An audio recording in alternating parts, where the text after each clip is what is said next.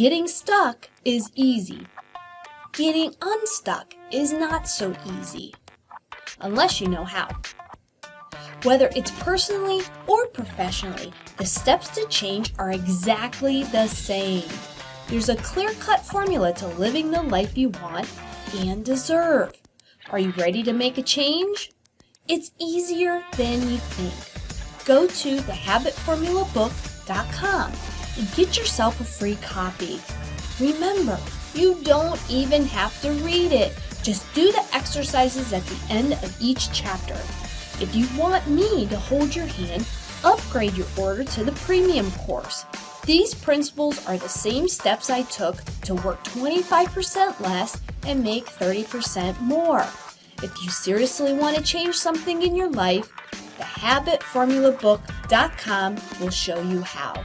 And get yourself a free copy or upgrade to the premium course for even better and faster results.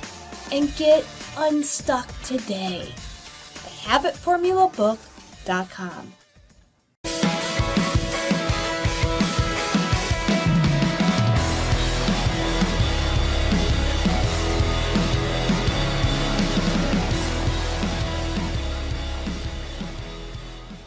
Hey everybody, you know what time it is. It's lunchtime with the Habit Master.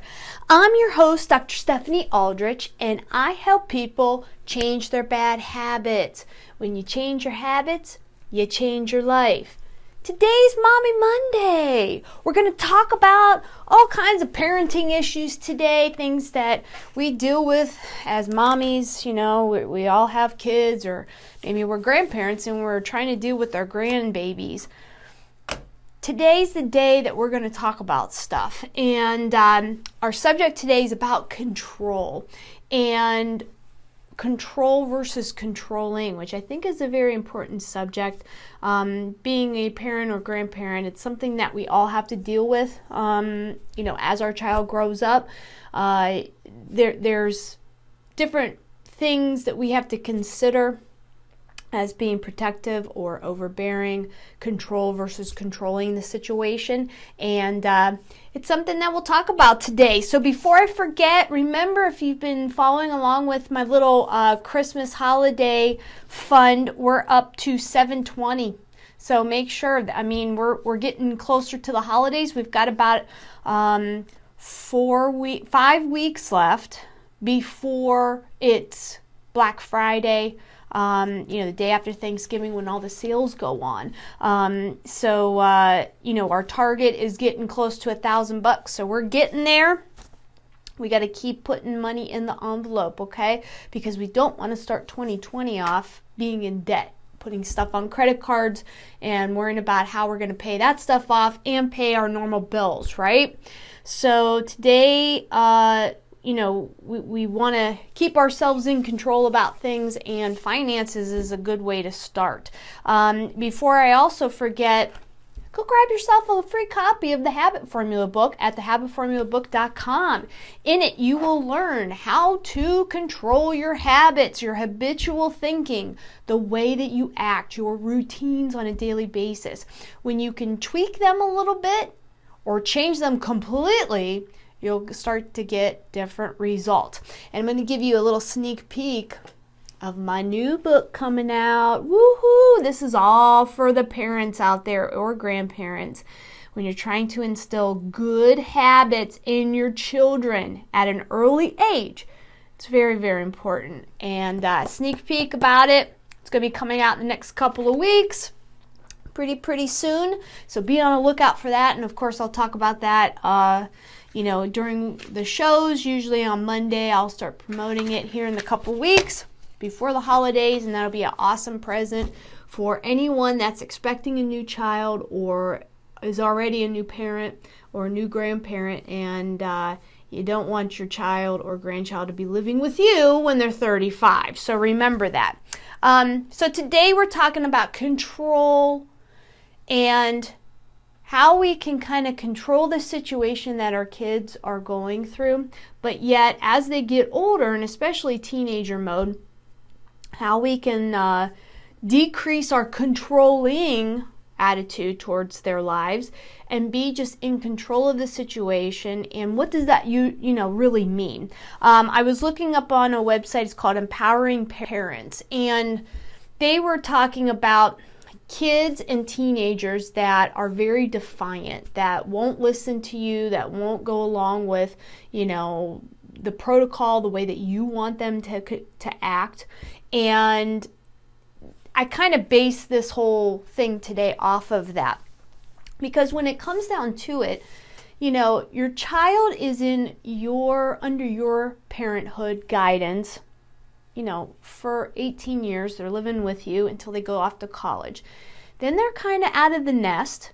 That doesn't still mean that you're not a parent to them. You'll be a parent to them until you die or they die or, whatever. But you have to think about how much control are you giving towards them? How much controlling attitude and action are you actually having in their life? And we're going to talk about that. Control means that you're guiding them. You're giving them boundaries. You're giving them rules of the house. And, this is what I want you to act like. This is how we act. This is how I was brought up. This is how I expect you to act in certain situations, right? Controlling is a whole different story. Controlling means that you are basically enslaving them, and nobody wants that. You are controlling their thoughts. You are controlling their actions. You are kind of nitpicking on every little thing that they do, and you're not encouraging imagination, creativity, for them to experience things on their own, for them to gain experience, right? So a nice little quote that I've seen before is, experience plus experiences equal growth. And in the end, that's what we want our kids to have. We want them to grow up, to be successful adults, to be self-sufficient and self-reliant, to be in control of what they're doing, of their lives, of their thoughts, their abilities. We want them to feel like they're in control of those things, that they are confident in their job, in their skill set, in the way that they move throughout the life, in their relationships with other people, in anything that they do. We want them to feel in control. The only way that they can do that is to grow, is to gain experience in different situations, right? They fall off their bike, they need to learn to get up. They do poorly on a test. They need to learn, okay, this isn't the end of the world. What is the teacher asking me to do? We need to tweak that a little bit. We need to learn a little differently. They lose a baseball game, right? How do you control the situation so that you're doing the best you can, but yet it's also a team sport and you can't be in control of everyone else's actions, right? So with all of these things, how to work with other people, how to control their own being and their own activities and thoughts in life, that equals experience, right? And then experiences is just different situations, allowing them to get out of the nest a little bit, allowing them to kind of deal with things on their own and to experience different things, different places, different people, different activities. And that's the only way they're going to grow into their own adulthood and to live the life that they want to live, right? Some parents have control, and some parents are more controlling. Now, I think when children are younger, now, of course, I'm not a child psychologist or a psychiatrist, so, take my words with a grain of salt, right? But we're all talking about this today. We're all just trying to navigate and do the best that we can with the times that we're in, with technology and, the way that people act nowadays. We're just trying to navigate our way through parenthood and trying to do the best we can, right? So some people are in control of their child and the outcomes that happen, right? There's nothing wrong with guiding your child through, especially the younger that they are. You need to teach them what's right and wrong. You need to teach them different morals, manners in life, right? Being polite, being courteous, treating other people the way that they would like to be treated. Maybe being more tolerant of different types of children, of different types of people. We're not all the same. And that's a good thing. That's how we learn. That's how we expand our ideas and thoughts. And that's how we consider other types of people's feelings and needs and wants. And that can later on in adulthood bring about business ideas and, political change and all of that stuff. That's control. Controlling means that you are empowering yourself over your child instead of you helping them empower themselves. And nobody wants to be like that. I don't want somebody telling me what to do every single day, every single minute of the day, right? To me, that's trapping me. I'm not an animal.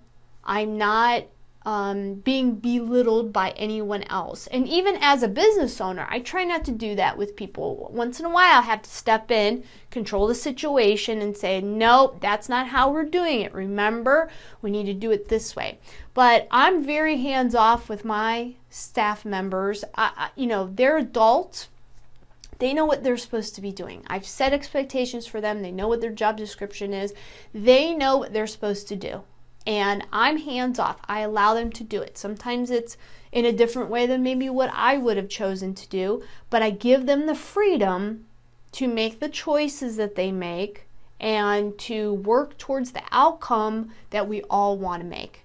And I think having a child is the same way. We have expectations.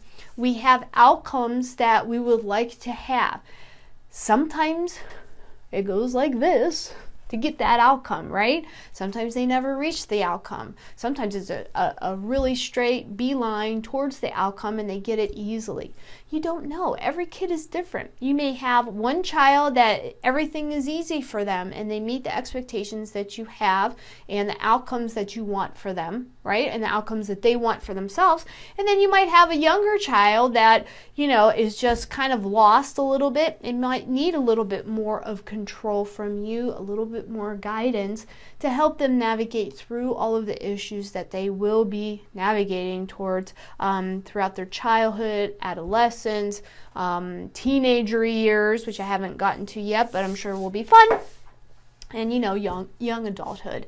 So we have to think about guiding our child through conflict, adversity, and life's challenges. But you also have to come to a point where they need to make their own decisions. So, a couple weeks ago, I told you about my son, on the quad, no helmet, not going in past first gear, right? He was actually in third, and him and his cousin wrecked. Okay, luckily no one was seriously injured, but he got a lot of, cuts and scrapes and bruises all over his body. So, I didn't freak out, even though I really wanted to. But for me, he needed to gain that experience. My kid is one of those followers of the rules, right? He doesn't want to disappoint people. He knows what the expectations are. And when his grandfather was yelling at him for not following the rules, I think that was punishment enough because they were all crying. His grandpa was upset with him because things could have really turned out poorly, and it would have been his responsibility because he was driving that quad that, he could have hurt himself very badly, and also his cousin too. And, sometimes you have to let them go and experience things themselves and fall and trip and get hurt and lose something or not win something or fail at something, for them to gain that experience, and also for them to gain the perseverance, the drive to do better next time, to practice harder, to do whatever they need to do to get the outcome that they want. So we're going to talk about control today versus controlling. I don't want anybody to be controlling. Yeah, sometimes when they're younger, you have to be a little bit more controlling because you don't want them to get hurt. They can't communicate with you. They're not talking yet. They're trying everything, right? They're putting things in their mouths. They're sticking their finger in things that they shouldn't be sticking in. Things like that. Okay. You start out being more controlling, but as they get older, they're starting to have their own opinions about things. They're starting to go to school. They're starting to, even school is allowing them to experience things, to have expectations of things, to have certain outcomes that they want from them, right? That's where you have to be more in control and as a guide, and not be hovering over them and being a mother hen, okay? So 5 ways that we can improve control versus controlling of our child. Number 1 is set expectations.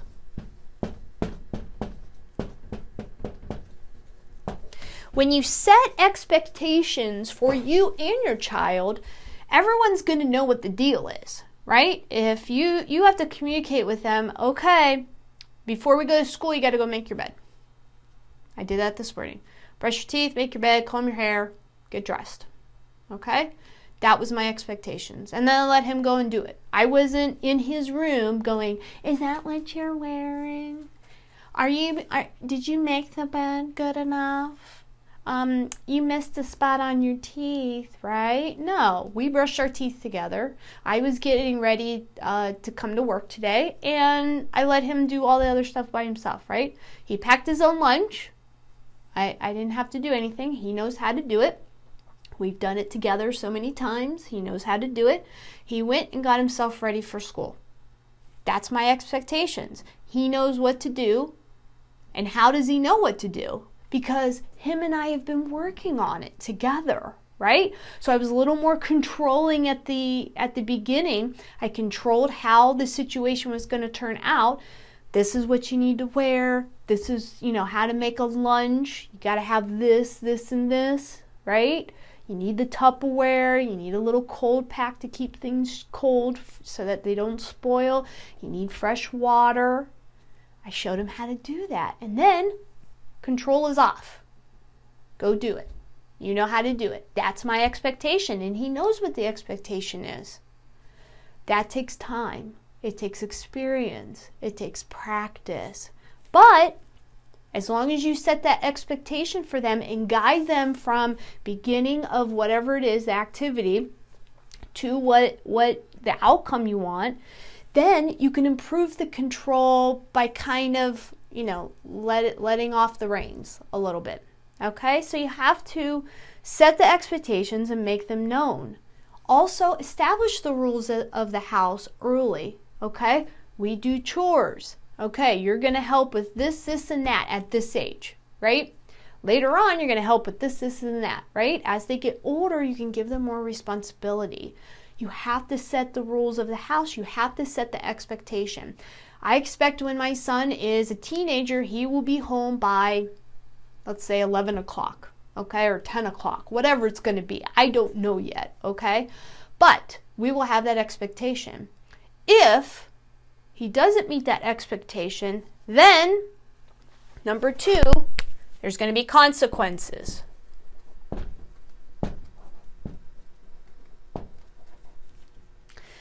Now, not everybody can get straight A's, right? Some kids learn easier and faster than others. You need to set your expectations. How well do you want your child to do in school? Okay?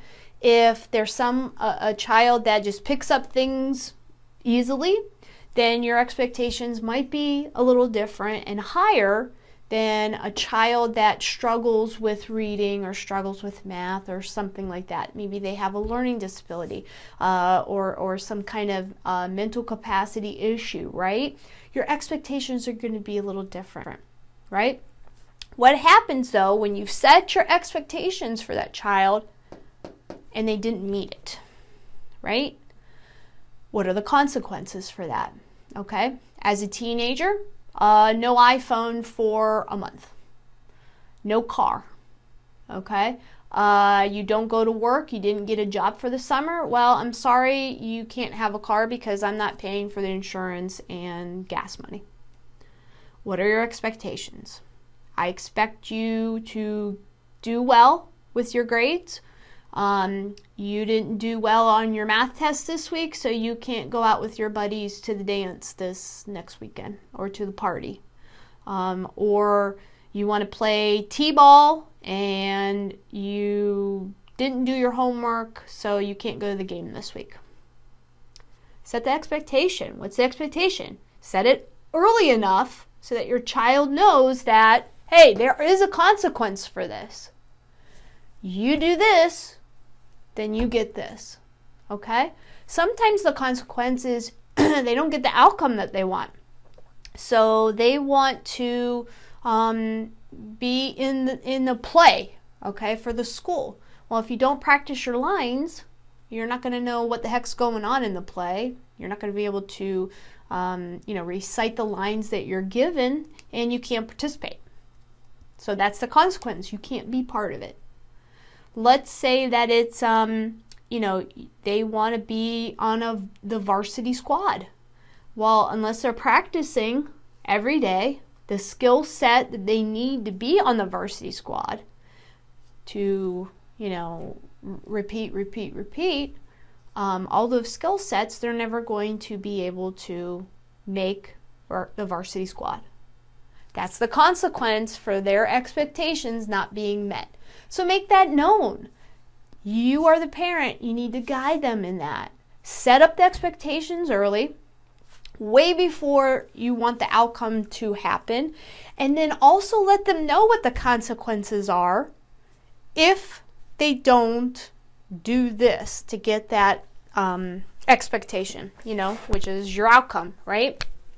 The third thing you have to do is you have to give them the opportunity to be able to get the expectation. So, if, like my son, we needed to get dressed, have breakfast, brush teeth, get ready for school, pack the lunch, all of that, right? I had to give him enough time to do all that stuff. So we weren't rushing around at the last second or missing the bus or not being able to start school on time, right? I had to give him the opportunity of time.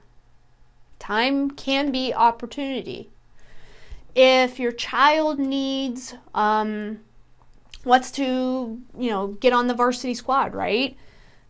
They need a coach, or they need equipment, or they need time to practice, or they need a hoop up in the backyard.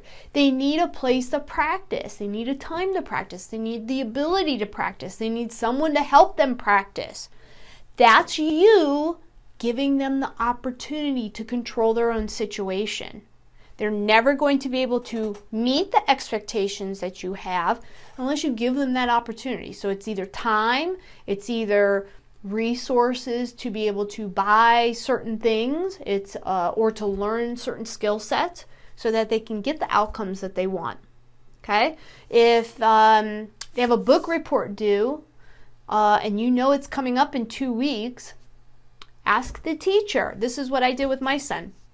So we knew that there was this next week a book report was due. So about a month ago, I knew about it ahead of time, and I'm like, look, I knew I was going to be out of town this last weekend. I knew I wouldn't have enough time right before, and I figured a lot of people were putting it off anyway, right? So I wanted to get it done a couple weeks ago. So I emailed the teacher. I said, what do we need to do for this book report? She gave me the questions on it. So what did I do that one weekend, a couple weeks ago? I set the expectation. This is what we're going to do this weekend, and we're going to work on it. My son was done with it probably, I don't know, about an hour and a half, and he had it all done, ready to go, and we practiced it on Sunday, and he did it a couple Mondays ago. Okay? I set the expectation. I said, hey, consequences, I don't have time to help you, so you're either going to do this with me now, which was a couple weeks ago, or you got to do it on your own. And I can't guarantee what kind of grade you're going to get because this is the first time he's ever doing that, right? It's not like he has any experience doing that. But I told him, the consequences, I cannot help you because I knew I was going to be out of town this next weekend, and everybody is going to be doing it at the last minute, and I don't want you to have to do it at the last minute. I want you to be able to have enough time that if you need to practice it more, that you do. So that was my opportunity to give to him, but there were consequences for that. We had to do it now, not later. But he knew that. So I kind of gave him the control that if he wanted to do it and get it over with, that I would help him. That was my opportunity to help. And that, he could get a good grade, which he did. He ended up getting an A. So number 4, I can be in control.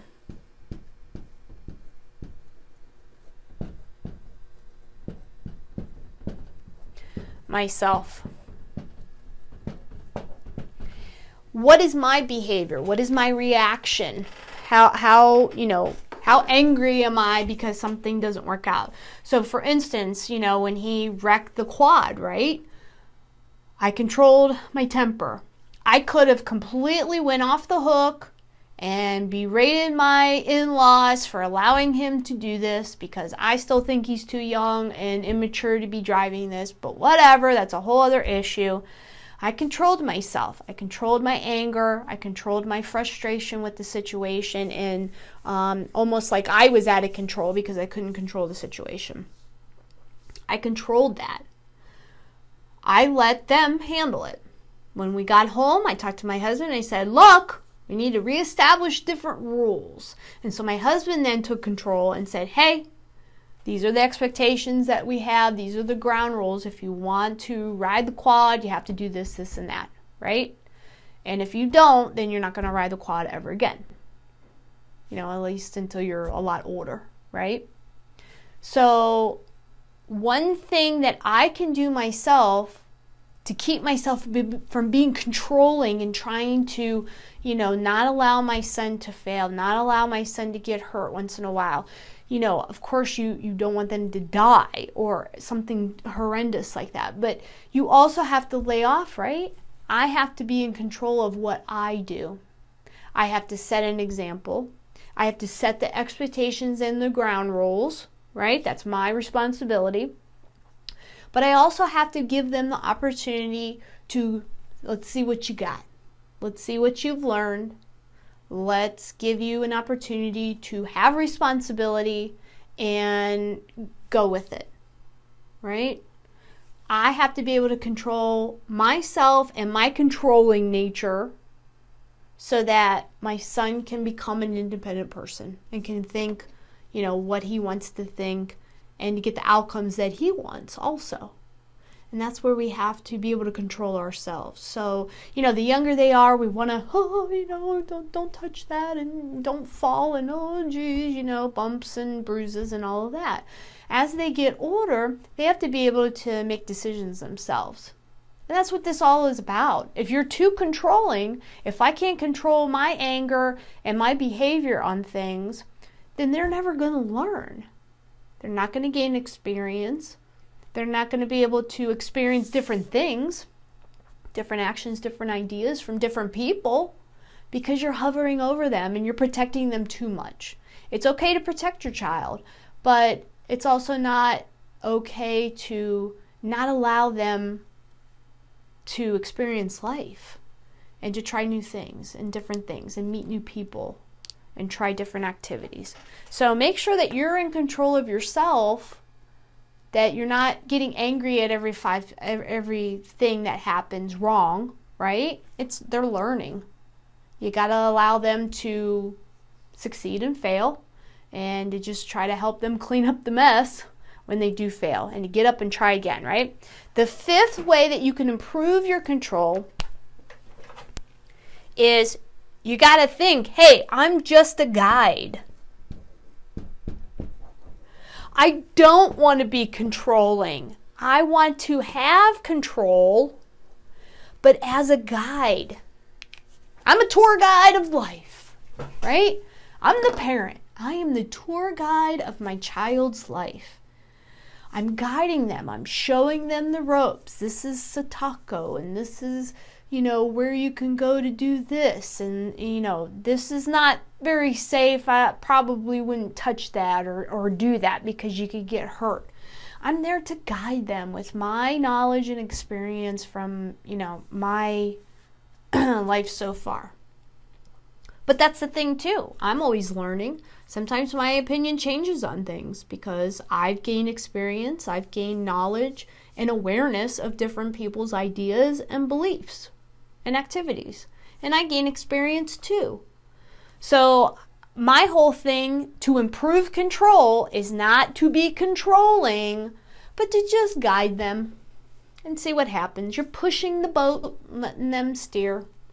They're steering the wheel. You're just going to tell them, hey, look out for that. And that's up to them to either look out for that or run it over and get a flat tire. What else can you do as a parent? You don't want to stifle or encage your child and, be the hovering hen. Because when you do that, your child will never become self-sufficient. They'll never be able to make decisions on their own. And to be successful, to have wealth, prosperity, to have an awesome relationship with friends, with a lover, they have to be able to make decisions.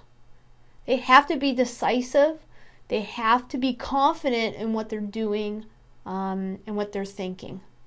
And if you're doing all the thinking and doing for them, then they're never going to learn. My child this weekend learned how to clip his own nails. Okay? He's 8. I was like, okay, so we had a little lesson in it. They were pretty crooked after he got done. But I'm like, you know what? It's fine. They'll grow back in a week and we're going to do it again tonight. Right? Start teaching your child how to do things. That's your job. You're the guide. You're the teacher. Don't control everything. Teach them how to do it themselves. How to make decisions. Is that a good decision to not wear a helmet when you're, doing the quad? And why isn't it a good decision? Because if you flip it, you go flying and you can hit your head and really get hurt, right? It's wet outside. You probably shouldn't be going so fast, especially around a turn, because you can flip the quad.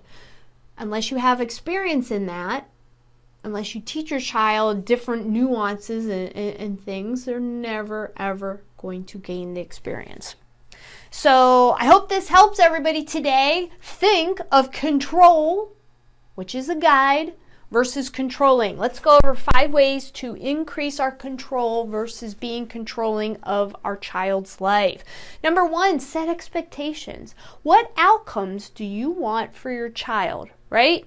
Number 2, consequences. You got to set up consequences. If you do this, this is what's going to happen.